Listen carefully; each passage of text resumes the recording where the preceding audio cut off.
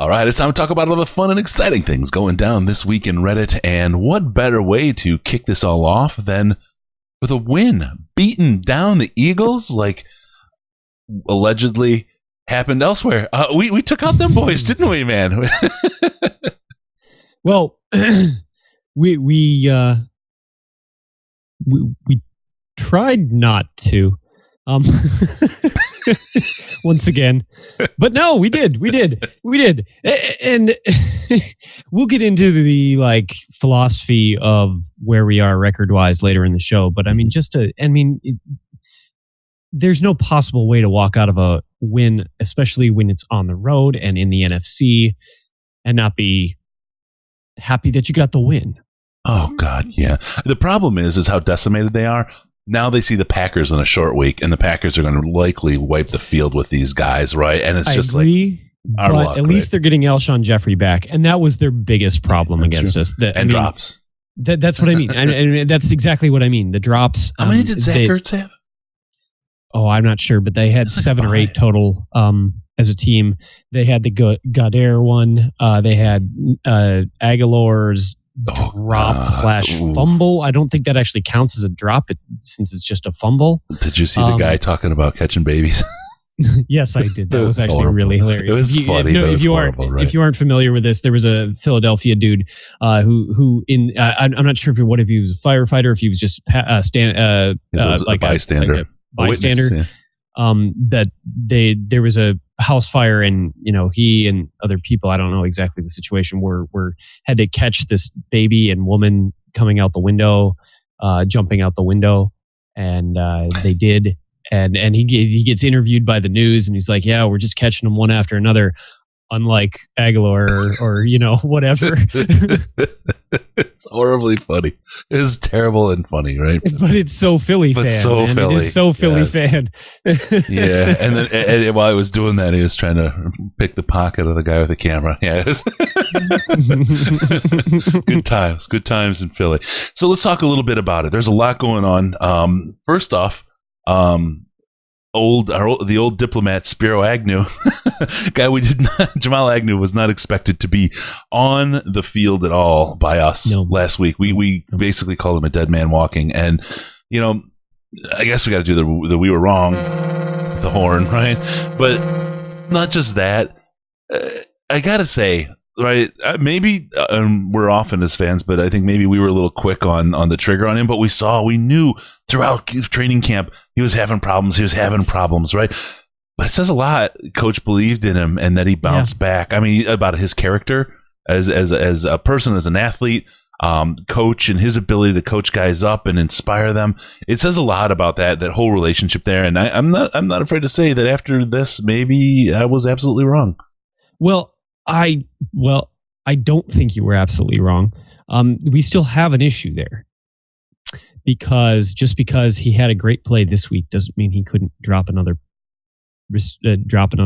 kick next week. But see, we say things like, just because the Arizona game almost slipped away and we wound up in a tie instead of the easy win we thought we had, doesn't mean that it's terrible forever. So it could be the other way. It doesn't mean that all that bad stuff is we get both things with Jamal Agnew, and I think that's what we've said all along, is that we know he's explosive with the ball in his hands. We know that he's capable of some great plays.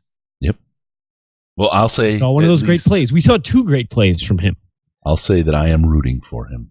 I am rooting for him too. Believe me, absolutely. Before, 100%. right? I mean, we just didn't see it, and sometimes you look at players and they're just not up to par, and it's not like, hey, I didn't play in the NFL. I mean, you would think I could, but no, I didn't. And that's just, the way it is. And some guys aren't there. And it's easier to sit here as someone who's not there and call people in and out sometimes pretty quick. They're in, they're out, whatever. And maybe we're a little quick on Agnew. We'll see. We'll see how that goes. You think he should have been there this week? If here's my thought. If his confidence in the people around him is improving, that might be what we saw this week, and hopefully what we see going forward, where he stops thinking so much about what he has to do after the catch, that he concentrates on the catch first and then does what he needs to do. Sure. Then, I mean, that's the positive direction you want to see this go. And I'm not sure that's what we saw. I'm just saying that like hypothetically, I'm still worried about his concentration and hands when it comes to receiving those kicks. Well, we got 2 dots and we drew a line from week 2 to week 3.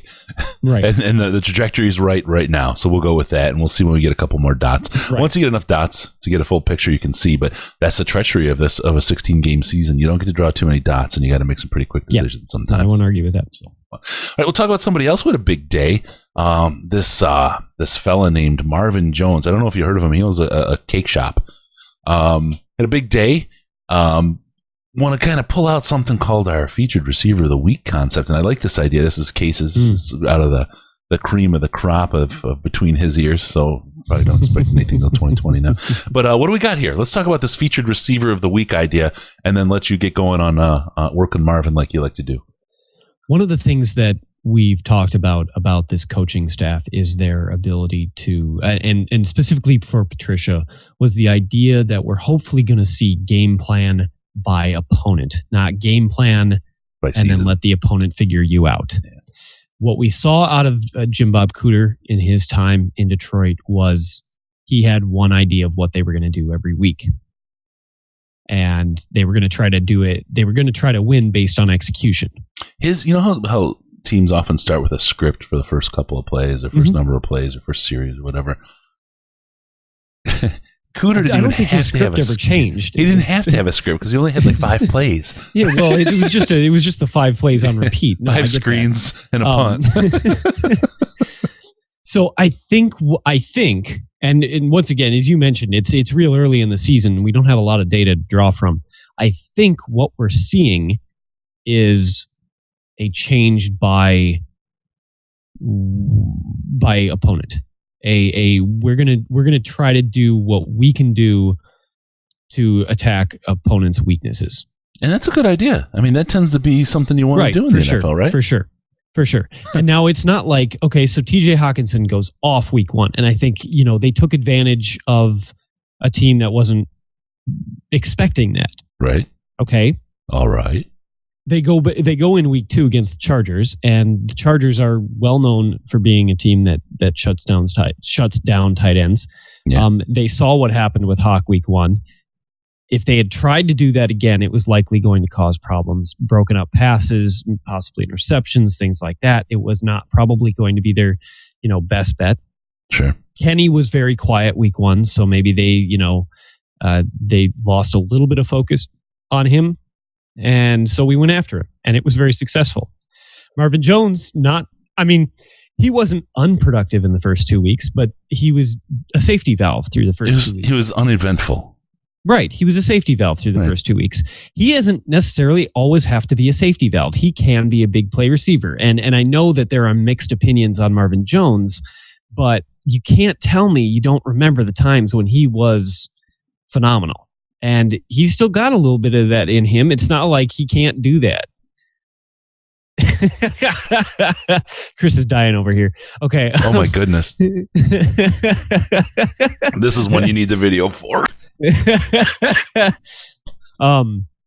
Yeah, no, this is just point being, like, I don't suspect it's going to be like a 3-guy rotation, every week where it's one guy, the next guy, the next guy.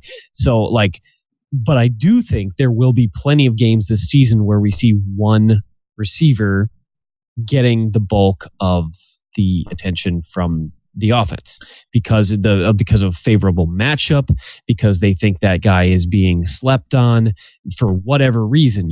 I think that is a thing we will continue to see, not every week. Hopefully, because if you're doing that every week, then they're just going to catch on. Then they'll figure out early on in the game, oh, they're featuring this guy this week, and then double team that guy, whatever. But I got to imagine they're going to have more than one guy. They're going to have an adjustment in the pocket. I can't imagine any NFL team saying Hawk is going to be our guy this week and not asking, but what if he's covered, right? Right, exactly. I just don't see that happening. But there's maybe the idea is we have a featured receiver of the week. I'm still trying to clear this out of my I took a sip and it went down in my lungs. I'm like browning right now. That sense of trying to get it back right afterwards. Yeah. It's like, ah. So anyway, they're going to have someone they feature, but we'll be able to see who that is. They'll be trying it. We'll know that, and we'll be able to bring that up. I like that idea because I think you're absolutely right. This team is going to use its offense. It's like it does its defense. It's going to tailor it to who they're playing, who the matchups are, how they're playing, what the injury situation is like, and try to take advantage. Like and like I said, we're not telling teams this is what we're going to do. Beat us. We're telling teams try to figure out what we're going to do because we're beating you. and they do the same thing on defense, and it's what I want to see. Can I mention that during the offseason, and it's too early to say I was right about this, but it's not too early to say that I might be right about this. That I suggested that Marvin Jones and Kenny Golladay would finish the year with similar stat lines. And right now, and everybody was like, "That's crazy! That's crazy! That's crazy!" We'll do Golladay. We'll do a shortened version of the horn. Yeah, Kenny Golladay is gonna, destroy him. Marvin Jones has more receptions, more yards per reception, and one fewer touchdown. So he's not up there. Don't sleep on that boy. Don't sleep on that boy. Yeah, and what we are seeing is they are getting a lot more separation than they were last year. The same guys, right? Different offense, and I think that we're scheming some guys open, and that's why, with your featured receiver, that guy's probably been schematically opened up. All right, let's move on. Let's talk a little bit about the run game. Mm-hmm. And it's been interesting. I mean, it's been there. We, half of last week's or this, the Eagles game's run yards were on the single play where Stafford, can we say, blocked 3 guys. Oh God, it was so amazing. He could have got killed too. 2 plays in this game that were 2 of my very favorite plays I've ever seen, and that was one of them. And that was one where the other one later. They could have teed his ass up. But he said it when he talked to Dan Miller in his interview. They could have teed his ass up. It was a prime opportunity. And he didn't even have to try to throw his shoulder into the one guy. He had him beat. He was just in the way, right? He had him, but he still had he still went after him out. Yeah, no, that's so much fun to watch. And there just aren't that many quarterbacks that in the league that you'd trust to do something like that. You trust some of the smaller guys in the league to run the ball more than they run Stafford. Not that they haven't done a few things with Stafford this year. But there just aren't very many that you would trust to do a play like that. And we've seen Stafford lay hits, like the Titans. The Titans linebacker that he flattened. Yeah, that was fun.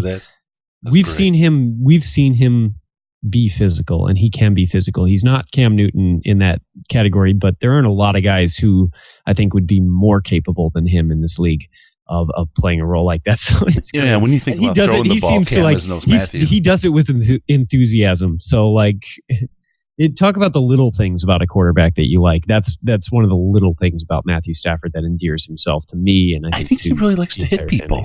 Yeah, I think so too. And I think some of it comes from his shitty offensive lines over the years, just getting hit. He's like, finally, he's the one doing some fucking hitting. Yeah. But no, I love Matthew Stafford. I gotta tell you, he cares so much. He works so hard at his game and plays so much. It's just embarrassing, some of the shit that people say about him in the offseason and during the season. They're just ignorant. But anyway, all right. So the run game had a couple, half our runs came on that reverse with the sweet Matthew Stafford block to bust the game McKissick. Open. Yeah. McKissick. Yeah, good. This guy's going to be a good pickup. I think we're going to really start people are going to really start realizing some good stuff and liking him in week 8, week 9. And I realize how much he's contributing. But not a lot of running going on, and there's some concerns about it. I think there's a couple things we can look at, though, as to why. One of the reasons is the front 7 of the teams we've played so far have been murderer's row, right? Really, really strong against the run. Really, really strong teams defensively there. Better, probably. So would you say the 3 of them are all in the top 10 in the league in that way? As far as the front 7? Quite possibly. That is quite possible. Yeah. I mean, we played some of the 3. We definitely had the 3 toughest run out of that. And we came out of this with, we beat 2 teams that went to the playoffs and that will be in the playoffs, it seems like. So we did well. The problem is that 8-man box and that front 7 has always been so tough. We really just haven't been able to run the ball, Case. The surprising part of this, okay, so we've faced more 8-man boxes than any other team in the league. Any other team, by a margin, and that that's always going to make it difficult. Of course, when you face almost exclusively 8-man boxes, that gives you the opportunity to run some other things. They haven't always been successful taking advantage of that so far. They have been occasionally, but they need to keep working on what to do with play action and that kind of thing when they do see when they are seeing 8-man boxes. Okay, so there's that. Carry-on's been playing really well, but you wouldn't guess it if you were just looking at his statistics. Okay, and he jokingly said, why is everybody out to get me right now? And I can appreciate his sense of humor about it. Hopefully, you find ways to force teams into doing that less. Well, so they have some work to do. I think we're going to see some interesting changes in the run game this week against the Chiefs. I won't say you're wrong at all. This is an interesting game, and we'll talk about it as we do the look ahead, but this is a really interesting game, and while the Chiefs are favored by a great deal, I don't think that the reality shines as favorably on them as the national heads kind of think it does, but we'll see. We'll talk about that. Yeah. All right. Anything else about the run game? I always worry that if somebody gets out to a slow start, like Carry-On has, that the fan base will turn on them, and he does not deserve that because he is keeping what little run game we have alive with his ability to force missed tackles and things like that. He's getting hit behind the line of scrimmage more than almost any other back in the league. That is partially an indictment on the offensive line, although from what I saw somebody say, and I can't verify it, so we'll have to wait and look at it more in depth. It hasn't been so much the offensive line as it has been the tight ends and exterior guys letting guys through easy to make those tackles. Once again, I can't say that with 100% confidence. I'd have to go back and do my own deep dive film study to confirm or deny that. But, who no one was talking about this week on the O-line? Taylor Decker. Yeah, which is good news. Remember, it's a failure. Oh, he's no good. Oh, he's terrible. Yeah, went on and played pretty well out there, didn't he? Yep. And before we jump off, this segment, there was a lot of conversation. There was one particular fan, I don't remember, in the subreddit. Sometimes it's better to forget, my friend. Right, who was so convinced that we had a bad offensive line. I said, hold on. We probably have an average offensive line. And so far what it looks like is that we have a really good pass blocking offensive line and a slightly subpar run blocking offensive line. I would say we're above average, and I would say average is above average in this league. As dumb as that sounds. No, I get what you're saying. The defensive players are so damn athletic now. And we played against, again, probably 3 of the top 10 defensive. Kept clean again. Yeah. I mean, think about who is on those lines in the Eagles and the Chargers with Bosa and all the other Fletcher, sorry, all the Felcher Cox, all those guys on the line. And I got to say, Stafford didn't get sacked once. You can't tell me we've got a bad offensive line. Right, they played some really tough competition, and again, we'll get to the Kansas City thing, and I think we got a lot of season ahead to look at this. But I would not put an indictment down on that offensive line just yet. Those boys are working pretty good. No, I think they're holding up. Yep, they're holding up okay. It's not, right. I'm not sitting over here. I don't think either of us are sitting over here saying that we have an elite unit there or anything. But they're holding up okay. There you go. All right, let's talk about the red zone offense. It's really been something to write home about. I think we've got 156 zillion points from the red zone. No, we're scoreless. No, it's somewhere in between those numbers. How's the red zone offense looking, Case? Kind of the biggest disappointment for me in this last week was that we didn't come away with more than 6 points off the 2 turnovers. Mm-hmm. We should have. And it's because things keep stalling in the red zone. And I don't know, I can't say with 100% certainty that I have figured out what exactly is wrong. I can say with 100% certainty you haven't. something is wrong. Something is not working the way it should be down in the red zone yet. And this is not a new issue for this team. So where I sit on this is similar to where I sit on a lot of the other question marks I have for this offense, in that hopefully as they keep learning and growing in confidence with this scheme, with this new offense, that this is an area that sees growth throughout the course of the year. And because it just, you can't not come away with touchdowns so frequently. And this might be that issue of separation we've talked about so much. This might be a lack of physicality out of our, we don't have the biggest, strongest wide receivers. We do have strong tight ends, and hopefully they come in. Hawkinson almost came down with his catch in the end zone this week, and I think that in the future he's likely to come down with most of those types of attempts. Sure. We're not having a great amount of success running the ball in those situations. And I'm not sure if that's just because if that's where we're seeing the most 8-man boxes is down in the red zone. It's something we'll keep our eye on, and it's something that I will be paying closer attention to as we move forward. So hopefully I can bring you a little bit better insight into what's going on. Well, we look forward to any kind of good insight from you, Case. Hey, speaking of, I know. Another opportunity. You guys, if you haven't checked us out on the YouTube channel, it's kind of fun to see some of the things going on in the background, whether it's me choking or Case gesturing in my direction. Let's talk a little bit about going to the games. You're talking about playing against the Chiefs. You walk around town. You want to rep your team. How do you do that? Go on over to fanatics.detroitlionspodcast.com. It'll take you to the Fanatics store. You get all the great Lions merch. You can get U of M, Michigan State, Ohio State, whatever. Florida, if you're there, if you're a Gator chomper, whatever. All the collegiate, all the pro, all the sports. You want your Lions, Tigers. Go Cyclones. Yeah, Cyclones. All that stuff's available. Fanatics.DetroitLionsPodcast.com. Prices don't change. We're going through there. That link takes you straight to Fanatics, but it sets a cookie and lets them know that we sent you. And instead of the man taking all that money, they kick a little bit of their profit to us, and we use that to help support the show. So, hey, Fanatics.DetroitLionsPodcast.com. Great way to get your, they got all kinds of shirts, but they don't have FTP shirts. No, they don't. But we do. Yeah, we do. We're prepping you guys for the Green Bay game. DetroitLionsPodcast.com/store. Go to the store. Check the men's shirts. You'll find yourself a beautiful FTP shirt there. It's something. Got some Hockamania stuff. We got some other stuff going on. Great shirts. Check it out.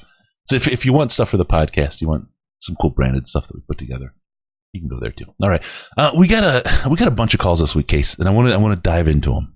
Do you mind, or do we have to chill the pool first? No, go ahead. All right, we got the first one. This is our man Roche. I love Roche. He calls us at least once a year, usually a couple times. And if I need a hype man, I'm calling Roche. Check this out. Woo! What's up, Country Case? Woo! I'm hype. This is Roche Crowder from Phoenix, Arizona. I'm just hype. Don't worry about me. Woo! Ask me what I'm drinking. That Kool-Aid, baby. Let's go. I'm just hyped. Hey, I think my favorite play we run, to be honest, is that victory formation. I'm just hyped. Hey, can't wait to listen to the show. I can't wait to hear the callers call in. I always call in before the callers. But I'm hyped. I had a call. Anyways, I'm out. One love, one pride. Woo! I love Roche. It's great. I should have said, earlier when I said I had two favorite plays, I should have said three because I agree with him on that. But I forgot to mention it when we were talking, but my other favorite play in the game, there is no faster way to my heart than to full on fucking hurdle a dude. I always worry that he's going to be just a couple inches too short. I don't know if you saw the Vernon Davis one. The Vernon Davis one is absolutely hilarious because he takes like 5 yards to wind up, and you can tell he's going to jump, and the defender is just catches him, like it just stands there, waits for him to jump, and doesn't like. But no, that was it. Bowden. I'm very glad that dude is able to make impact. He's one of those guys that everybody's going to love. People think back to Corey Schlesinger, right? He was such a great player. Bowden has the opportunity to do something like that. So we'll see how that Mr. Bowden. Not to mention, if Bowden becomes like a really good player for us, that's another feather in Bob Quinn's hat. I know, we kind of all wrote off Bowden, but all right, we got another one. Let's get into another call. Hey guys, love the show, big fan. Just kind of wanted to say, basically, I've been following all the podcasts, a lot of the ideas surrounding the season. I think the latest move with cutting C.J. Anderson was really big for Carrion, really big for Ty Johnson. I think the tight ends are going to have another big week this week. And last of all, I think we're getting lucky with some of these injury bugs hitting, but I'm definitely happy that we're able to snag a few, hopefully, these next couple weeks, and really fight for a contending place. And last but not least, before I go, what are your guys' thoughts on a potential trade for Jalen Ramsey? Does it help the team? Does it help us get in a position to win? Or do you think his attitude and his selfish demeanor would be a step back to the team? That's a good question. Now, I have some thoughts on that case. I liked him less until the last 2 weeks of Slay made me a little bit nervous that maybe I liked him a little more. But there could be issues bringing him in. Yeah, he's not okay. So I'm not sure that he's a good fit locker room, and I know that some people like to ignore that as an issue. I'm not one of those people. I do think that's important, and I do think we've seen some pretty extreme examples over the last couple of years of how culture fit is important, including with this team.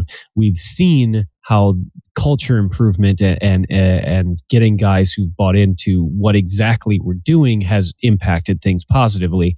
I don't know that it's worth that risk. I also just don't think it's worth the asking price. This year, even if we bring in Jalen Ramsey, I don't think we're Super Bowl bound. Now, we're doing pretty good right now, but I don't think we're Super Bowl bound.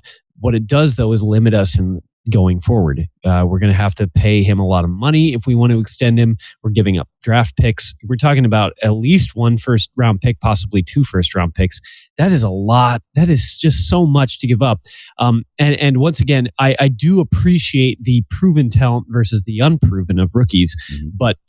But when I factor in the amount of money that also costs and the other things that you're not able to do because of that move, I'm happy with our cornerbacks. I think Melvin's doing a good job. Coleman is balling out. Slay is a little nicked up, and we'll get to the injury report. We don't have great details yet, but I'm still optimistic that he'll probably play this week. I just am not sure that it's worth it for this team to go after somebody who A, is going to cost a lot in money, B, is going to cost a lot in draft picks, C, doesn't necessarily fit with what we're hoping to achieve as a culture, as a locker room, as a team spirit thing. That's my feeling on it. I do hear the argument, though. Yeah, no, and it's like that shiny thing, right? You want the shiny thing. You really do. And boy, he could really help. But so we'll talk about the personality stuff. I'm not as worried about that because I feel like we're at a point as a team where our character is in place, where we can start taking some of those shots on character, I do get that. The Patriots do. And again, I don't like to talk about being the Patriots, but let's face it, if you've got a good culture in your locker room of good character people, you can take somebody, maybe not Antonio Brown, but you can take somebody and a Randy Moss type and win a Super Bowl, right? Yeah. You can do that and you can get them in line. So that part doesn't scare me as much, although, you never want that kind of thing.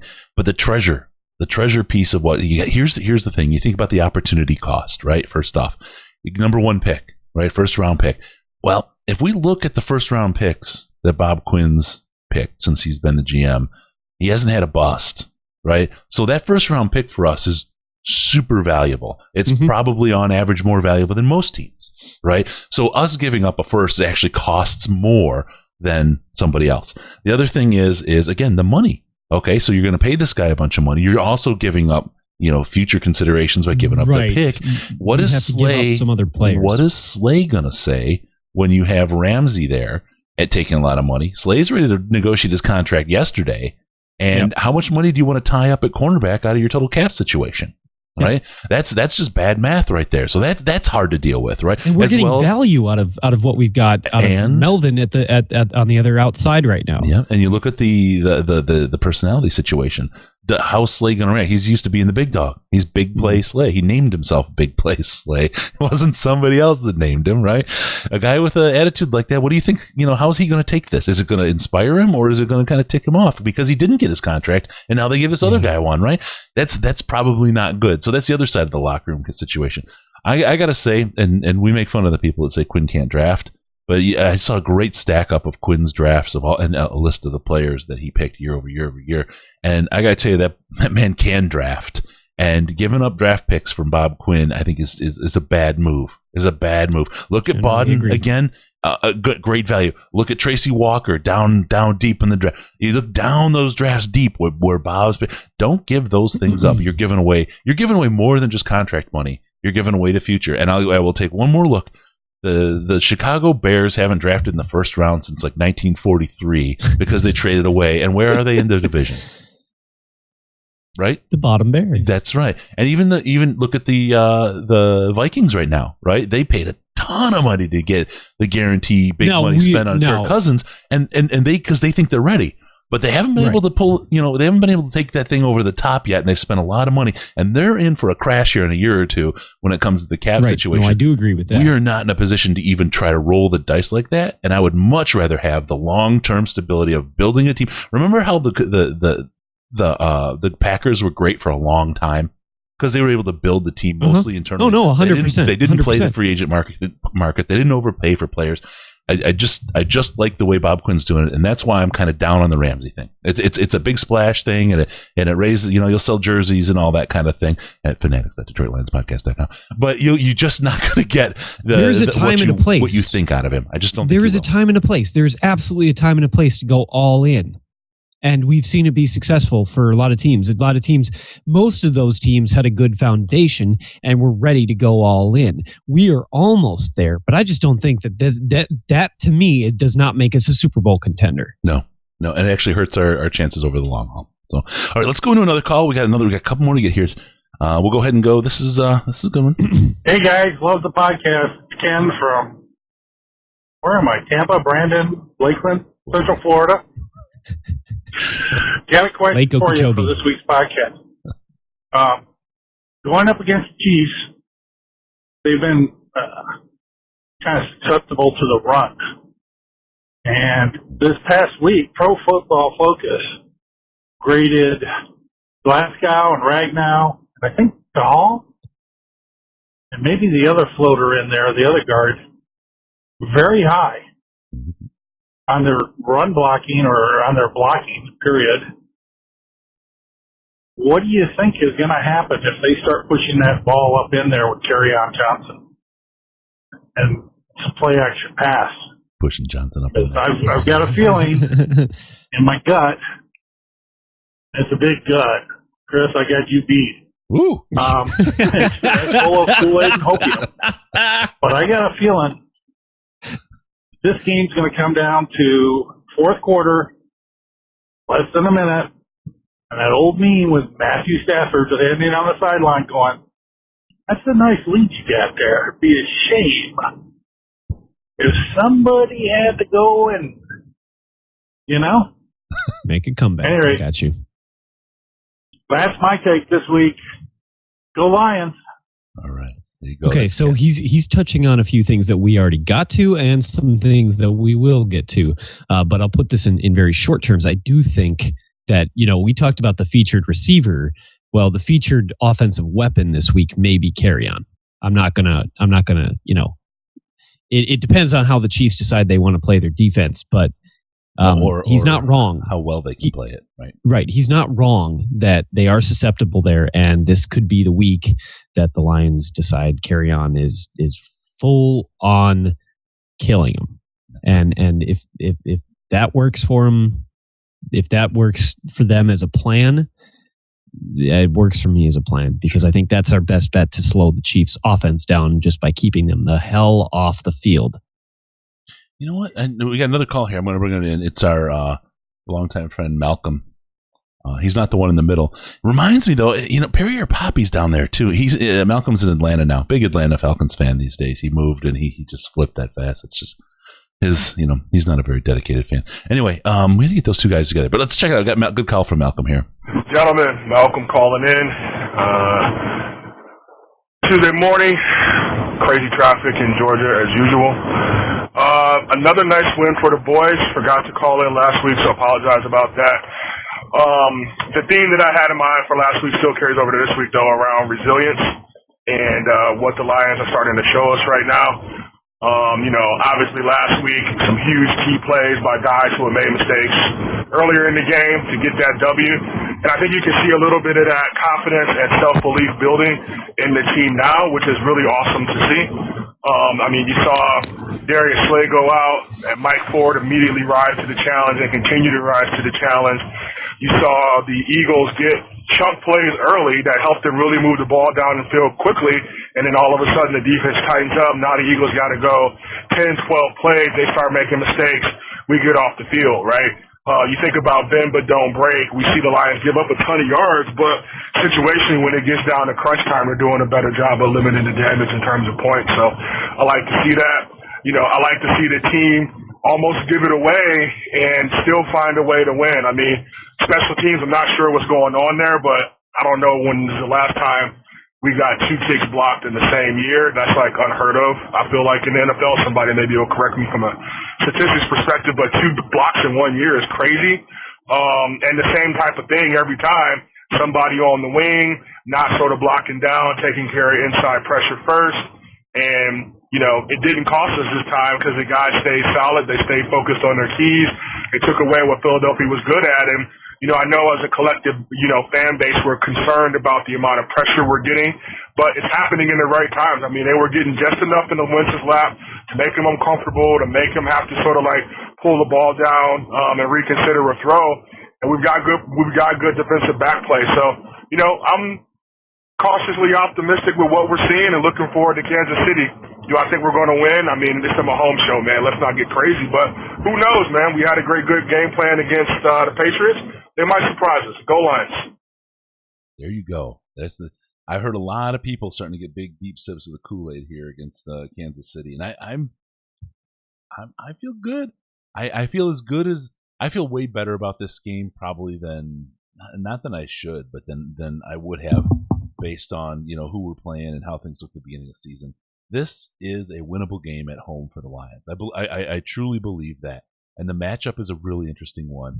And I think we match up against the Chiefs a little better than anyone they've played yet this year. So we shall see how that goes. I will agree that we might match up against them better than some of the other teams that they've played. I'm not ready. I'm not ready to call this a win by any means. But shit. If we end up 2-1-1 going into the bye, who saw that? Who predicted that other than like major homers? Yeah. You jumped into that one. You jumped into that one. Oh my God. I should have waited till you said who and then raised my hand. Second I raised my freaking hand, you come out with the jackass. We're getting rid of it. No, but like I said last week, it doesn't matter to me as much how you win in the early season. Getting the win is more important. Sure. Because what the team that we'll see, the team that this team will evolve into through the season is not the team that we have seen so far. Okay.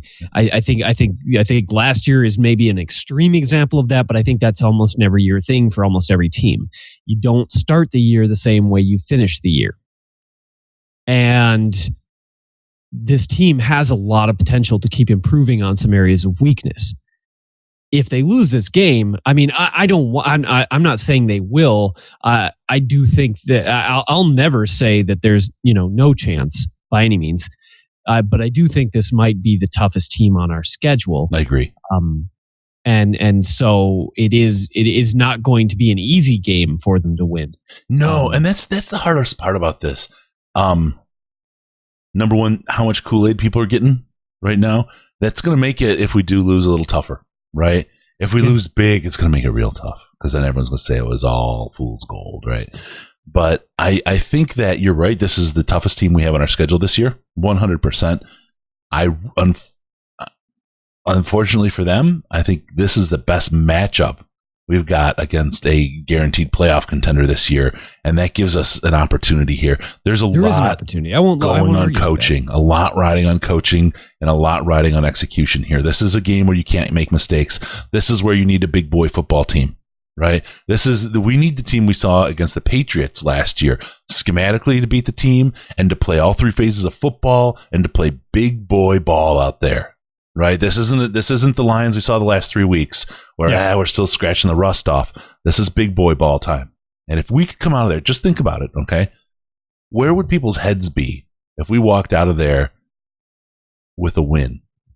Can you imagine?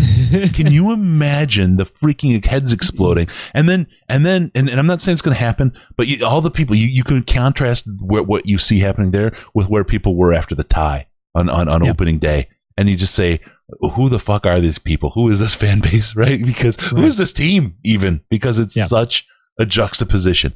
It's winnable. I wouldn't. There's no shame in losing. Don't bet your life savings on this game, please. There's no shame in losing here for the Lions, though. And if it's not a big loss, if it's a close game, in my book, that's a win for this team because again, this is the best team we're going to face all season. And I got just one more thing. I'm sorry. I hate to jump in. I'll let you go after this. Think about how far this team has come, though, for us to be able to honestly be having this conversation right now versus last year or the year before. This is one of the top 3 or 4 teams in the NFL. Is this where we call out Jeff on his 5-11 or 3-13? Not yet. But don't worry, we'll make a big celebration out of that 6th win. I guarantee it, and he will be here for it. We'll ambush him, but no one tell him. Okay. But think about just last year, even or the year before, where this fan base was. How would we have been approaching this game against one of the top teams in the NFL? Nowhere near with what we have as far as how we match up, how we the confidence we have the team, even in having an honorable loss. Right? It's a completely different approach, I think. Yeah. No, I agree. All right. Well, let's see. That was putting them on blast. We did a pretty good job. That was a lot of good calls. I love those calls. You guys can do that. 929-33-LIONS, 929-335-4667. Give us a call, and we'll get you on the air. Leave a message. And if you're calling the live show, don't use that number because it doesn't ring through. It's a different number. All right. Let's talk about Amazon. Everyone shops at Amazon. Amazon.DetroitLionsPodcast.com. It's the same as the other ones. Just put the Amazon in front of DetroitLionsPodcast.com. Anything you buy, it's the same price. It doesn't cost you anything more. They give us a kickback, and Mr. Baldy Bezos doesn't get as much money, and that's how we like it. Don't feed the big corporate shills. You're doing that already with all that clickbait out there. We're the real deal. We're here for you. Amazon.DetroitLionsPodcast.com.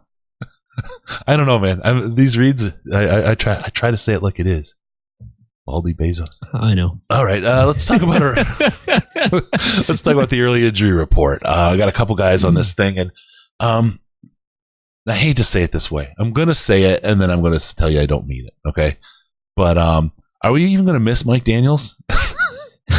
So, right, that's a jackass move. That's a stupid thing to say. He hasn't been as impactful as I thought.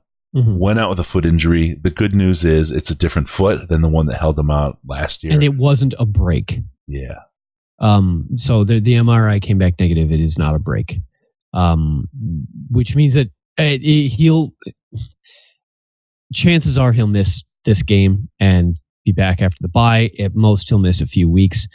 It would be what would make me sad is if he did miss the Week 5 game against the Packers. That's when I'd like to see him because those are the kind of games where you see somebody elevate themselves. Yep. We'll also hopefully have Deshaun Hand back after the bye. We might have Deshaun Hand back this week. He's once again limited practice, and it seems like the chirping is saying that he's trending towards getting better and better and closer. So we may see him back, and in which case, then no, in this particular game compared to what we've seen already this year, I don't think we miss Mike Daniels. But we do still need that depth at the line because guys are getting tired out. Yeah. And this in particular is a game, if we want to talk about where we might lose this game, it's if the defensive line gets worn out again, and that is a thing that could very well happen in a game with an offense like this. This defense. I said it in the live show. This is a cover and contain defense. It's the same one we saw against Arizona. It's not trying to get sacks. It's not trying to get pressure. It's keeping. But I mean, they are Mahomes getting in the sacks. pocket. But that's not what this is about. It's about keeping him from running and extending plays and cover and contain. And if we can do that, he's uncomfortable when he can't extend a play. He's a lot like Aaron Rodgers. He needs to move. Yeah. He needs to.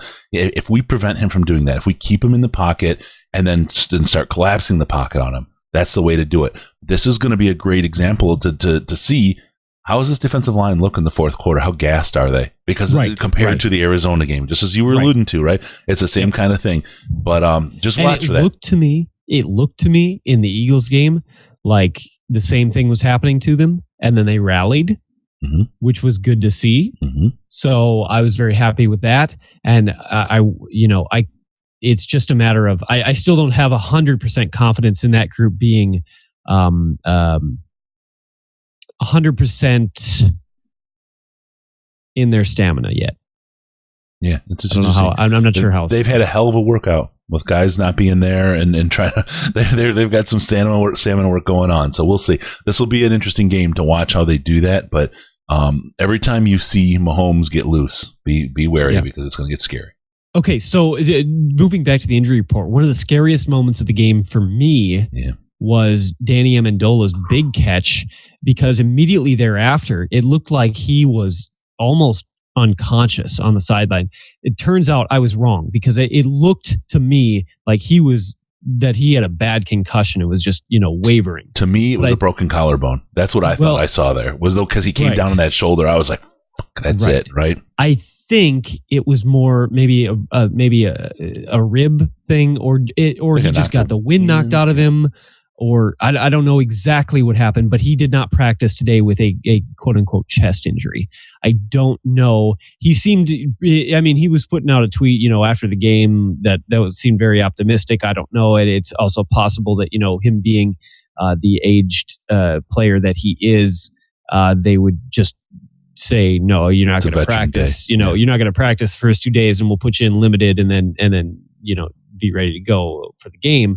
So, that is a possibility also. It will be something to monitor as the week goes on. And obviously, when we're recording this on Tuesday or on Wednesday night, we only have the first day of the injury report to go off of. So things will obviously evolve as the week goes on. Next, we've got Darius Slay. Never heard of him. The injury, I don't think it's as severe as it looked initially. I do think Darius Slay might be one of those kind of guys who a little bit Ebron. Well, I don't want to go that far, but I mean, I hate to even say it. I mean, I think it's a legit injury. I do. Yeah. I mean, I think it's a legit injury, but I don't think it's a season ender type injury. I don't think it's a, sometimes you see a guy and the way they initially react, you're like, oh shit, that guy's out for the year. Right. And I really don't think that's it. He practiced later, in a limited fashion. Yeah, no, that's a tough injury. We have to see what it means, and it happened at such hamstring. If it was just a minor pull, it's a few days to get it right. And it sucked that it happened the way it did. More major, it might take a few weeks. Hopefully, it wasn't a big one, because the big ones are things that some guys never come back from. Right. But it was the hardest part about watching that was there's 2 points. He was playing so damn hard trying to get that ball, and he had no chance at it. You know what I mean? But you can't tell a guy like Darius Slay he doesn't have a chance. That's one of the things that makes you love a guy like that so much. You know what I mean? Because he just goes 100% and he's all in. So that's a really tough loss. We need Slay back, and hopefully he'll be all right and out there and doing his Slay thing. All right, so we'll move on. We'll get on to another conversation. This one is an interesting one about Matthew Stafford's accuracy, about making throws, not making his throws. I want to talk a little bit. I touched on it in the post-game show. I'll talk about a little bit more here. One of the things I've noticed on Matthew Stafford. One of the things I've noticed about Matthew Stafford is in the last, definitely this year more so, but even last year I saw him doing it a little bit, where he's trying to put a little bit more touch on the balls that he's throwing. And I feel like sometimes he's confused whether he should throw a touch pass or the Stafford bullet, right? I think he might be thinking about it, right? And he's such a fucking smart guy, and so much of the game comes naturally. Those touch passes have become really awesome. Yeah. But I think it's a thing where he's not playing without thinking, which is something that's a big part of the game for people. And last week, I saw a couple of times he threw touch passes where I felt like he should have thrown the Stafford bullet. Right? It was just like, what was that? That was not what you needed there. And they wound up. And the other thing I saw was a lot of his throws were short. And we talked about Marvin Jones's catches. There's times when he's not only separation, he's got yards, right? Somebody blew a coverage and he's got it, and Stafford's making the guy leap and fall to catch the ball, where he could have he could have a touchdown possibly on one play had Stafford put it where he could catch it. I think there was one specific play. I think I know exactly what you're talking about. It happened a couple of times this week in the Eagles game. And look, guys have off games. And I said it earlier, I absolutely love Matthew Stafford. I will believe and still believe to this day that he's a quarterback that can take this team to a Super Bowl victory. I honestly believe that. I think you take a lot of teams to a Super Bowl victory. This last week really made me think about his throwing style, both the kind of the short throws. I don't want to call him weak because he doesn't have a weak arm by any stretch, and the kind of thinking about throwing those touch style passes when maybe he shouldn't. But I know, Casey, you brought this up, and I just started riffing on it. But go ahead and let's bring your. Well, I think you covered most of what I had in mind. I do think that if you go back, and even if you watch the highlights from Matthew Stafford from back in like 2011, his historic season, he is way more accurate now. And he doesn't have a player like Calvin that has that makes him look accurate where he's not. Right.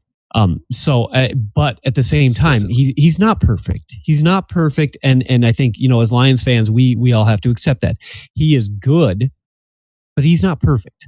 And there was one unforgivable. I shouldn't say that. I mean, one real bad throw, the one that hit the turf right in front of Marvin Jones when it was a first down. Well, that he was running and throwing across his body. That's actually one of the ones that I can give him. I can see it. I get it, but that's the kind of play that a guy with an arm like his can make and does make. And so when he doesn't make it, you say, well, he's fully capable of making that play. Why didn't he make that play? There's like five quarterbacks, so it's a weird thing in the league that can make that play. Right. He's actually one of them, and he didn't. Right. And he didn't this time. So yes, I get the, so it's like you make a, he needs to make that play, but that's not an easy one. So I'm not saying it's an easy one, but in that situation, when you've got a wide open receiver, I'm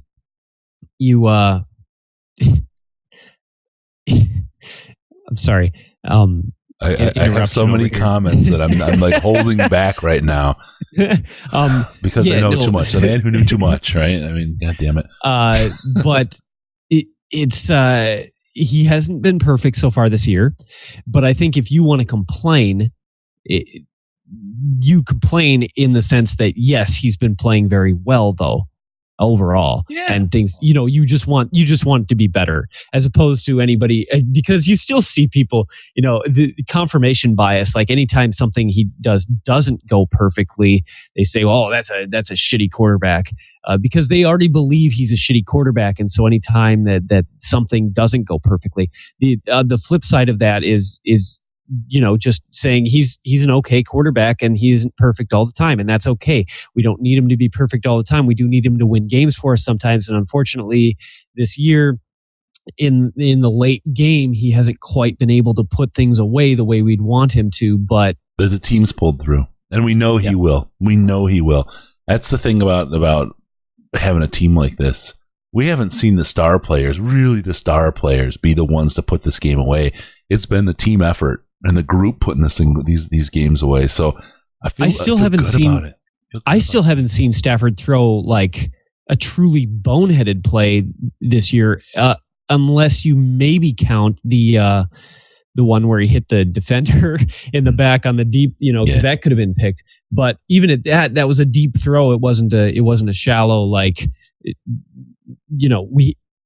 I do think that we have seen less of him doing really stupid things than we have seen, in the past. I also want to point out that he's been incredible against pressure, and that is a valuable thing. There was the unabated rush from the safety play where he hit Marvin Jones with the beautiful touch on that play. So, I mean, there are ups and there are downs, and overall, so far this season, while it may not be the absolute best we've ever seen him, it is certainly in the upper echelon of what we've seen him. Yeah, and we're seeing is good plays, right? Good play design, good play calling. Let's be honest about Darrell Bevel and what he's brought to this offense compared to Junior Bacon Cheeseburger.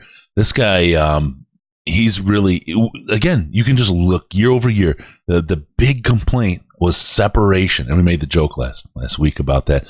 But the wide receivers weren't getting separation. We have the same guys. But they're getting separation this year in many, many cases that they didn't get in years prior. And it's all about the scheme. It's all about the play design. It's all about attacking a defense where it's the weakest. And that's something JBC didn't do, and that Bevel's doing, and it's making it easier and better for everyone. And again, I hate to keep referring to the video, but you guys, if you're not watching on YouTube, you miss a lot of the stupidity that we my cat's been fucking with all my equipment. Like for the last 10 minutes, she's just running into everything and pulled my headphones out. She's just destroying it. I'm trying to deal with that at the moment, but okay. All right. I think that one was you. All right, let's move on. Let's look at the defense. Let's flip the other side of the ball. We want to compare the I don't know if it's compare, but look at the front seven versus the secondary and how they're performing out there. And a lot has been said about the front seven, and I'm going to tell you, I wouldn't look for a super sack season this week again.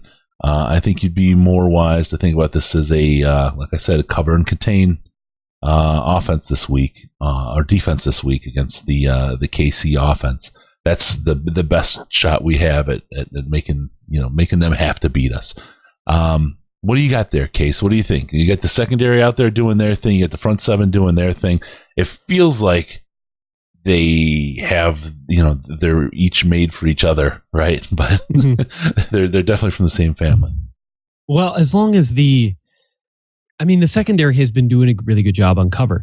We've seen a lot of times where opposing quarterbacks had a lot of time in the pocket and then still managed to get sacked by our defensive line because the secondary held up for long enough. And that's a good thing. And now that said, we kind of knew that we built this defensive line to be run stuffers.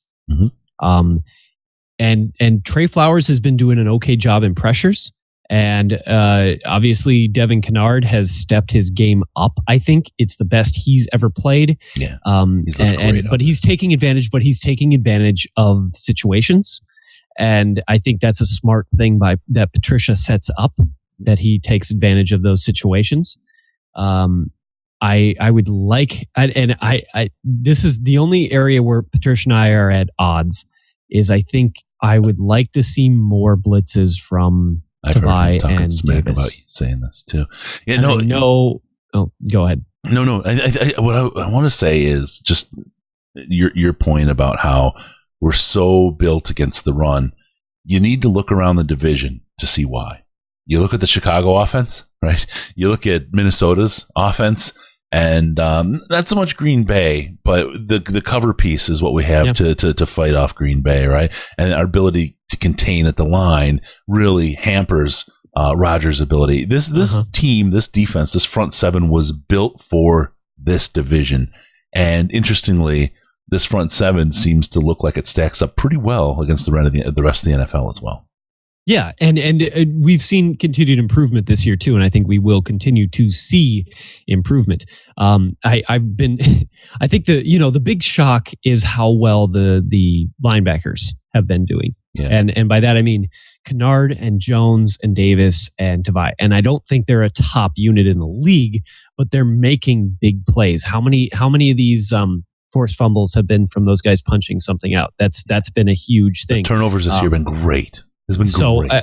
Yeah, and I mean, Kennard is killing it in sacks. It's that is a positive situation right now compared to what could have been a negative situation, and we know how important Patricia views the linebacker position. That's like that is to him the central focus of defense, and I can appreciate that. In so doing, I wish he'd rush them a little bit more often. But that's the plan. I know. And I don't necessarily think we'll see that this week either, because I'm not sure that blitzing a guy with the mobility of Mahomes is the best answer for our problem. But so I'm not sure we'll see more of that until later in the season. I'm not sure we'll see that this season at all. It's just been it has been frustrating not to get more pressure and take a little bit more pressure off of our secondary, and they're holding up admirably. They are holding up admirably. The league changes every year, and we may see that this ends up being a year where sacks are less important and other things are more important from a defense. Obviously, sacks are always a positive, right? Yep. But if you get sacks at the expense of big running plays or nice passes, it's not worth it, right? One sack for every 4 downs when they're getting 30 yards is not a good trade. So there you go. All right, let's take a quick look. We want to talk about the record, because we've alluded to it a couple times here, and how unexpected it is for this team to be sitting here at 2-0-1 after 3 games, when there was a whole boatload of people. I'm going to say probably 25% of the people that were predicting, we could be 0-5 after the first game. After the first 5 games, we could be 0-5. We're in deep trouble. We saw an 0-11. Yeah, out there. Yeah. Saw 5-11. I saw that. Right, Riz? So all kinds of predictions out there. And this team, one thing Riz had tweeted recently, and I think it's just really well encapsulates who this team is. The Lions are not a team that other teams enjoy playing. They make it difficult. I saw that. I like that. It's not fun. It's a really, really great way to put it. And he's so goddamn good with words. It's probably from all that writing. But it's I think it encapsulates exactly what this team is and who this team is to the competition out there. So I don't know. What do you think about this record? Is it something that's going to hold up? Is the fan base going to crumble with 1 loss and a solid second place in the division? Is that the death knell of this team if we lose to the Chiefs? The fan base will undefeated? The fan base will crumble if we lose the Chiefs. Some will. I guarantee there's one guy who I love to call the dumb son of a bitch. It's his name now, but he will say, "See, Quinn can't draft. Can't you?" I can hear it already. That's exactly what I'm saying. That's exactly what I'm saying. So and then they'll win another game, and as soon as they win the next game, everybody will be back on board. Even if we win, even if we lost to the Chiefs and the Packers, if we won the game after, everybody would be like, "Oh yeah, we're still in it. We are playoff bound." Yeah. So I mean, this fan base is. I'm not saying all of you or anything like that. I'm just saying that in general, it's a little bit reactionary. I get they love to tell me, "Oh yeah, Caldwell should still be our coach. You're the one that got rid of him." I said, "I'm the one that got rid of him." I got to ask you, if Caldwell was a coach, power. Well, what was his record wouldn't this be a year? Good idea. What's Caldwell's record? Is he coaching anywhere? No, he's not. We wouldn't have a coach this fucking year, would we? At least we got the guy with the cane. And we're undefeated, but no. Please tell me how smart you are. Okay, that's great. Great stuff. I got to tell you, it's just okay. So before we get off the record thing, it's just a unique place to be, and I suppose we'll talk more about this in the round of the division, which is the downside of the situation. But where we sit right now, it's so plausible for us to have a winning record and be in competition because of the things they've done, even if we were to lose the next couple games. In the first 5 games, how we came out of this, first 3 already, really sets us up for the rest of the year very well. We could be 2-1-2 after the first 5 games, and boy, you look at the rest of that schedule, and that's easily a wild card kind of schedule for us for the rest of the year. And we haven't been playing the best football that we can that we can play. So all right, so I got to talk about Peter Von Panda. He sent me. You didn't see this case on the live show. He sent us a watch after the win in LA, or the Chargers win, right? A watch, a Lions watch. Well, and we're gonna do this. We're gonna use these as giveaways, just so you guys know. So we'll have some contests coming up throughout the year. And by the way, you people that were at got the door prizes at our party. I swear to God, this weekend it's going out. It's just been it's been hell on earth. My life the last month and a half. Believe me, for both of us. So all right. Anyway, Peter Von Panda. He comes up this week. He's brought something new, and this is definitely for the video. But you haven't seen it yet. I will show you what we got going on here. But the note that comes with it, dude. I needed to send you this as I get prepared to head to Miami for the Super Bowl. Sitting undefeated after playing some shaky football means we're going to be given the beatdown when it comes together. See you at Super Bowl 54. Peter Von Panda. You ready for this? Again, it's a video thing. Yep. And Miami, baby. Dope. Got the little Lions logo on the sunshades, right? Got the aviator look. Official NFL wear. And now they're officially worn in the podcast. So when we do the giveaway, just imagine the extra value that come with these. I feel like this is a sex sells thing. It's like QVC, pre-warned. So anyway, speaking of QVC, PvP, Peter Von Panda. Every once in a while, we go to a pretty gross place over here. We put it explicit, not because of the cursing, but we don't know how far off the rails and terrible we're going to get. So just. It's rated explicit. There's a reason. Just live with it. So hey, Peter Von Panda, gotta say, I mean, he's sending this stuff, but he sponsored the show. He's actually helping us with by gave us money to sponsor and talk about his YouTube channel. But we were talking about it before. It's an absolutely hilarious channel. Peter's got the sense of humor that I wish I had. He makes me laugh every time I see him. His product reviews. Anything you could ever think of. And it's the most eclectic things. It's like you sent me a watch and a pair of sunglasses here so far, right? I mean, it's like, what? And then there's the story that goes with them.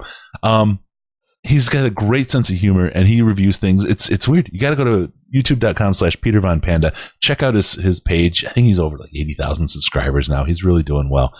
And he's out there. He's reviewing stuff. Anytime before you go to Amazon.DetroitLionsPodcast.com, head to Peter Von Panda's page and check out what you want to buy first and see if it's actually worth it. He's got some other stuff that's some really, really good non sequitur comedy stuff. Really great stuff. Love us some Peter Von Panda. You can see him in the Slack chat. He's a Patreon guy, and he's also just he calls in. He's awesome. So Peter, again, thank you for everything you do. But listen to all the people. And on his page, it's check out youtube.com/Peter Von Panda and have some fun. Guy's great. He's awesome. So okay, we've got now glasses, sweet aviators, Lions branded, and a watch that we will have giveaways. We should start something next week. Maybe this week. We'll think of something along the way. Thank you, PvP. We love you, buddy. All right, now it's time to do a look ahead. Okay, put on your little focus ahead and think about it. Prognosticator. Now, I got to say, I don't have quite probably the prognosticator music, but the Illuminati should work, right? Close enough. Okay. Probably a synonym. Cinnamon. All right, let's think about this. Looking ahead to the Chiefs. This is a good matchup. We've talked about this a little bit. Mm-hmm. This is probably the best chance we've had against one of the top teams in the NFL in many a season. What do you see ahead, Case? What is the writing on the wall? I've built it up so big, and you just sit there and snicker like an idiot. You don't know how badly I want to say we're going to win this game, because it would be amazing. It would be absolutely incredible. I don't think I can. You know me. You know that I'm not going to pander, or say something I don't actually believe is true. I don't think we'll win this game, but I do think it will be a closer game than most of the Chiefs games have been. Interesting. Okay. And I don't disagree. I think there's a couple pieces here, though, that we need to kind of think about. It's our run game against their defense. Their defense is their defense isn't that great. I'm just telling you. And you kind of have two choices against this Chiefs team. Either you try to get into a shootout and hope that you're going to outscore them, and that's a tough way to win. Or you take the clock and you control it and eliminate their chances, right? Yeah. And I really, really believe that for the Lions, our best opportunity is to own the clock and eliminate their opportunities and try to win that game. I completely agree. And I think it's going to be our run game bouncing over their defense because they have a weak run D. Featured receiver this week, the run game. compared to the other teams we played, for sure, they've got a weak run defense. It's going to allow us to run the clock down. It's going to allow our defense to rest, which I think is going to be a really, really big part for us, and that's going to give us the opportunity to take advantage of turnovers. That's what'll win the game. That's the keys to the game for the Lions: clock ownership, running the ball, owning that clock, resting our defense, and taking advantage of turnovers, because those turnovers are the key opportunities. We got to put those points on. We weren't able to hang the points against the Eagles like we wanted to. We got field goals off of those things. We need to put the sevens up and take advantage of those things. That's what will win this game for the Lions. I'm so sorry for being negative, but I don't think our defense is better than the Ravens' defense, and the Ravens' defense got destroyed by the Chiefs' offense. So you're breaking up. I can't quite hear what you're. Hang on. First time though. No, that was me. Okay. that was purple. I saw it on the screen, but okay. Going back. No. Don't go back. We don't need to hear that crap. I was doing it on purpose. But the Chiefs' offense destroyed the Ravens' defense, and I don't think the Lions' defense is better than the Ravens' defense. And that's where my concern, that even though I think we do have some good matchup opportunity situations, I just don't know that we can stop them from scoring points. I don't know that we are at the pinnacle of defense that we can be that team. You know what's going to help? No. Thank you. That's what you just waiting. Come on. I gave you the stem. You got to give me a yes and. Here we go. Jesus Christ. The key thing that's going to help, or one of the key things that's going to help, is the people sitting in the stands. Oh yeah, make absolutely. It a freaking home game. Give us the damn home field advantage. Hey, we go down 7-0 on the Chiefs for possession. Don't you dare sit down. Don't you dare quiet down. This is a home game. This is one of the most important home games of the year. Be there and be loud. Be up in Mahomes' rear end. Be in his ears. Don't let him make the checks at the thing. Make him get the delay of games. Make him call the timeouts. This is the fans' job. You like this team? You're paying a shitload of money to go to these games. Go blow those lungs out and help this team, because they're going to need every ounce of the fans, of their own power, of everything that we have, from coaching to players to everything. Everybody is part of this. This is it. This is where it's going to come from. If you're going to beat these Chiefs, everybody has to be there. And the second people start giving up, You can't just sit down and shut up as a fan and say, "Oh, the team gave up." Well, guess what? You gave up too. And if you're standing there cheering the team on, you paid for the money, you paid for the beer. Go enjoy it, have fun. If we lose and lose respectably, that's still okay. That's still okay. Be a fan over that. This is one of the best teams in football right now, right? But go there and help that team win. Give them the edge they need that a home game gives. And if you can do that, you're going to up this team's chances, and you're going to help them feed off of the energy that's there, and you're going to elevate their game. It's the truth. You hear it from players all the time in every sport. It's the fans in the stands that help them elevate their game, that energy. And we've talked about it with other games. This game is super, super important. You have to be there. Yeah. Look, I would absolutely love to be there physically. I will be at work, and I will have a headphone in and be listening to the game and be reacting uproariously every time anything happens. And everybody in the place is going to be looking at me like I'm crazy, and that's okay. I'm willing to accept that. If I'm willing to ostracize myself from my entire group of coworkers over this game, then you can stay involved. Yeah. If you're there. My wife's going to be out of town taking care of her poor sick mom. and we're going to be watching the game together over FaceTime, and they'll be hearing me scream in Michigan, and they're going to be hearing me scream. The whole neighborhood's going to know I'm watching the Lions here in Florida. If I was there at Ford Field, you'd know that I was there. It's time to back the team up and do it, right? This is not. There's a lot of things. People's got stuff going on in their life. This is your opportunity to separate the rest of your life and the burdens and everything that comes with it, and just throw in. This is a great time to throw in. This is a game, man. This is a statement game for this team.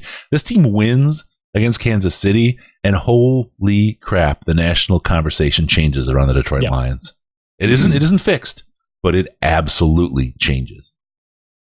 So there you go. All right, that's a look ahead to the Chiefs. Really quick, you may want to go to the game. I know I do, but I can't because the whole job thing, stupid mergers and acquisitions and onboarding crap. But poverty on my end. Yeah, that's the other side of it, right? It's the thing. You don't have the money to go to the games, you can't go. You get the job where they make enough money, you don't have the fucking time. It's a catch-22. But boy, when I'm 75 and retired, I am going to have such a next year. I thought it was coming. I am going to see so much Lions football. Perrier Poppy is my dude. He lives in Atlanta and he flies up for every home game, and he still goes to a couple away games. So this guy is living the life. He's my fucking hero. All right, you want to go to the game? Tix.DetroitLionsPodcast.com. Tix.DetroitLionsPodcast.com. TIX. Head on over, and it's like all the other stuff. It kicks you right to the site. It's SeatGeek. You get to pick your own seat, so no one else picks your seat for you because that's disgusting. And go figure out where you want to sit. Go to it's not just Lions games. You see the Tigers, you see the Red Wings, you can see the ballet, which I know Case is performing next week. You have all kinds of amazing events that you can go to. You name it, any event. Head on over to tix.detroitlionspodcast.com. Don't give those fees to Ticketmaster. Split them. Take half out of Ticketmaster's hands and give it to your best friends over the Detroit Lions podcast. All right, last thing we got to do, and again, I want to talk about really quick. I didn't talk about this in the Chiefs game tomorrow night, which is Thursday night. Doing a live show with Riz. We're going to take your calls. We're going to do a look ahead to the Chiefs and go a little more in depth. We call them quick takes last year. We're going to still do a little quick takesy, but it'll be a little bit longer quick takes. But we'll take your calls. We'll have a good show. It'll be live, again, on the YouTube, so make sure to check that out. We're going to start trying to do that if we can on a weekly basis, and just talk about the team and interact with you guys. But that's not what you're here for right now. Oh, no. We're here right now because it's time to take you around the division. Don't fuck around. Ow. Huh? You heard him. Don't fuck around, Case. What do you got for us, buddy? A lot of stuff to talk about. Got a big division. Again, we got the defense to beat them. So let's start at the bottom, Bears. Well, okay, first of all, it bugs the crap out of me every single year. The NFC North, I feel like it's overrated. Everybody always says every off season, everybody's like the NFC North is the best division in the league. Toughest division you've ever seen. Yeah. Well, they may have finally lived up to it. It's early, but you're right. If you're not already aware, which probably most of you are, the NFC North is undefeated outside of the NFC North this year. The Lions tied the Cardinals. That's the closest thing we've had to a loss in division.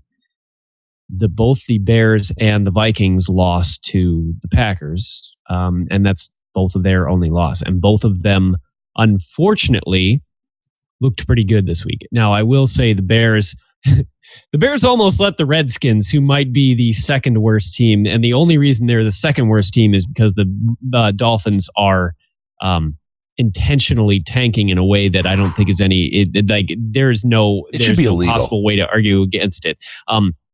I truly didn't believe and don't believe that tanking was a thing that was happening in the NFL until now. This is really even the suck for luck. Even the suck for luck. Jinx, buy me a Jack and Coke. Even suck for luck. I don't think they were trying to be as bad as they were. They were really that. The Dolphins are trying to be bad. There is just no if and or but about it. But the Redskins are not trying to be bad. The problem they just are terrible. The problem with and the dead tell right for and this is my Andrew Luck thing when he retired, so people don't get mad at me, but the dead tell that the Dolphins are sucking on purpose and tanking on purpose is the players screaming to get out of there.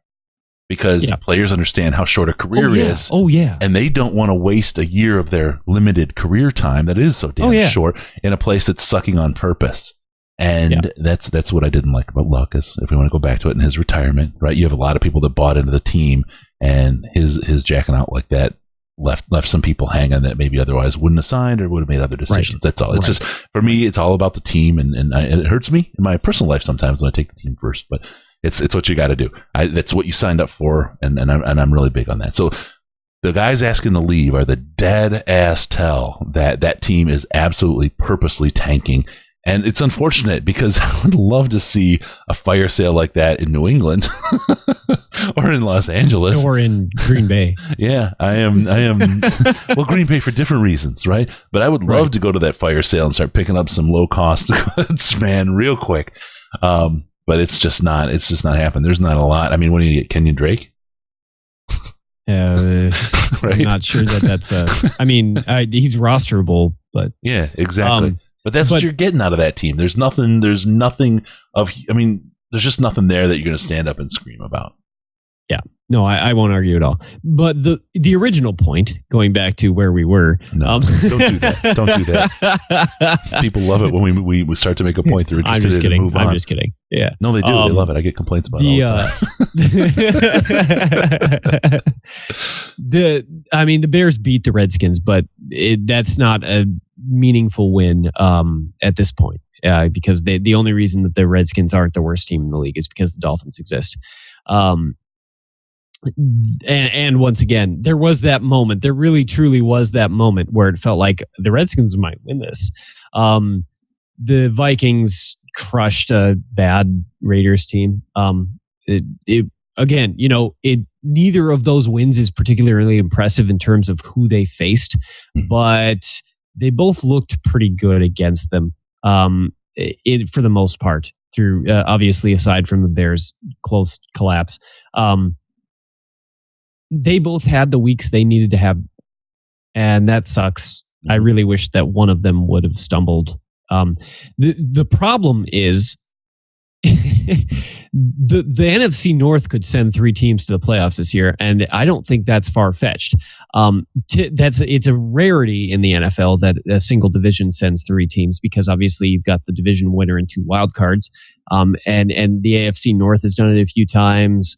I don't remember who else has done it, but it happens, but it's not a particularly common occurrence.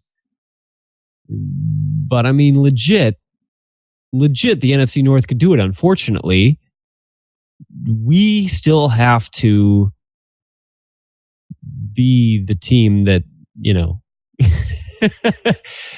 that makes it. We still have to be one of those 3 teams, and that's not a given at this point.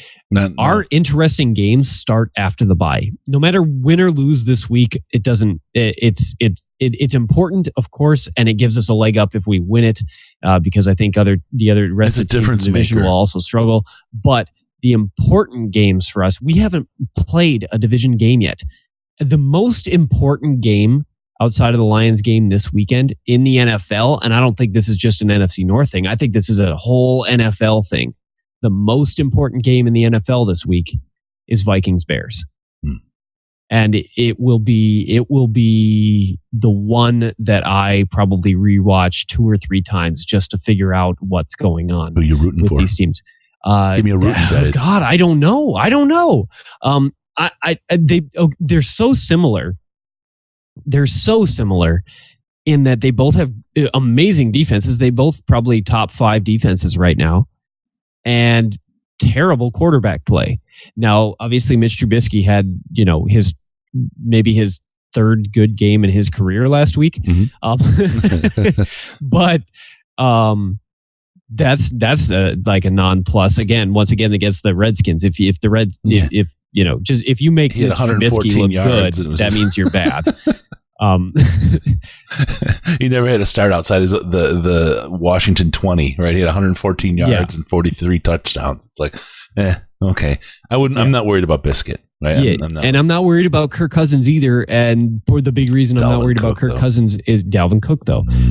But I also think the Bears have some good running back players. Yeah. So it is if you get the opportunity, watch that game because I assume it's probably on at the same time that our game is on.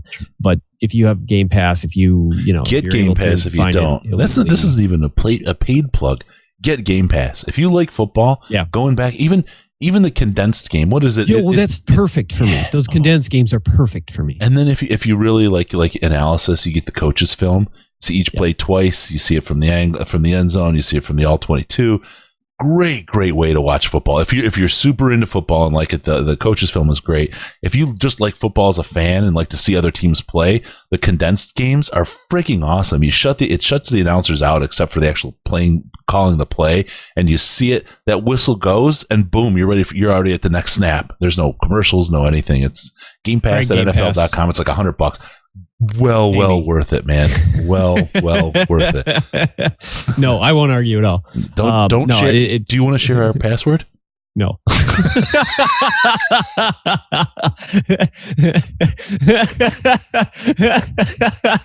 Sorry, guys. That was an inside joke. Apologies to all of you. That was an inside joke. That's how I know you're not going to share my Game Pass with other people. Yeah. Anyway, okay. But not that we would share it. Buy it for sure, everybody. If you have the opportunity to watch that game, watch that game because I think it will be a fascinating look into where the division is likely headed in terms of who's winning and who's losing. Yeah. Obviously things can change. We all know that. But as far as games to this point in this year, you've got the NFC North that, like I said, literally undefeated outside of the division, and two division opponents that are almost. I mean, they're whoever wins this game could easily set their track to be either the division winner or a wild card. So it's like whoever wins this game, you're guessing makes the playoffs. Yeah. So it is extremely important. All right. Anything else about the division that you'd like to discuss? Yeah, I got to say. I mean, the Packers are. I don't want to talk about the Packers at all. Because they're good. Packers. And Zadarius Smith and Jeff Risdon called that shit.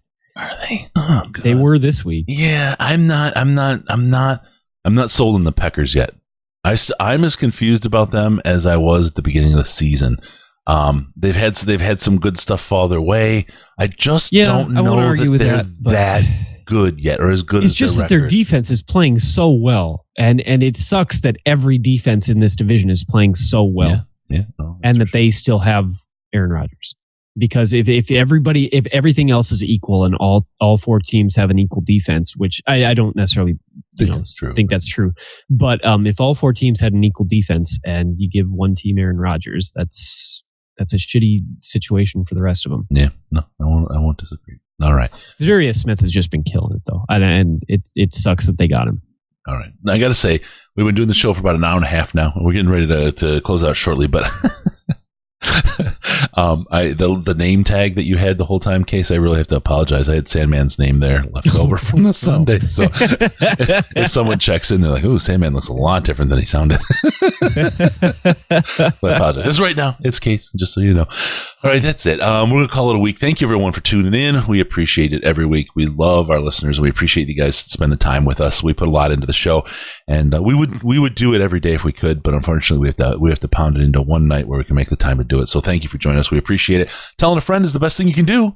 It's the best vote of confidence and love that you can get. And we appreciate everyone who does that. Remember, we need your involvement. Use the comments in the subreddit to give us your feedback. And we adjust the show based on that. We'd like to hear from you. Also, don't forget about us on the Patreon. Patreon helps us go. Patreon.com/Detroit Lions podcast. Patreon.com/Detroit Lions podcast. You can give as much as you want, but if you give as little as $1 a month, you get access to the chat, the Slack chat, which is the most intelligent Lions conversation on the internet, bar none, unironically, 100% true. Check us out on Facebook, facebook.com/The Detroit Lions podcast. We're on the Insta. We're on Insta. Detroit Lions Podcast is our name there, all one word. We haven't done anything yet. We're still working on what the hell we want to do with it, but we'll figure it out. You guys can help us. You can help us. Tell us what to do. We'll do anything. What the heck? We don't have any shame. Make sure to follow us on Twitter. We're one away from the next 00 milestone on our followers there. So at DET Lions Podcast, DET Lions Podcast, also at Case Lions. There's this guy who does that's this other guy. Show up every once in a while. Yeah, and that's where the real sexy stuff is, because when you go there, you get to see Case. Trying to control my pussycat. Call us via Skype at Detroit Lions Podcast, all one word, Detroit Lions Podcast, or call us on the Lions line at 929-33-LIONS. It's 929-335-4667. And be sure to go to DetroitLionsPodcast.com. DetroitLionsPodcast.com. Subscribe to the podcast so we can come inside your ear holes automatically. Where else would you want it? Thank you for tuning in, and we're going to see you next time with the Detroit Lions Podcast. Remember, no pants, no toasters, no hot tubs, no problems, baby, because we're your Detroit Lions and Reddit connection.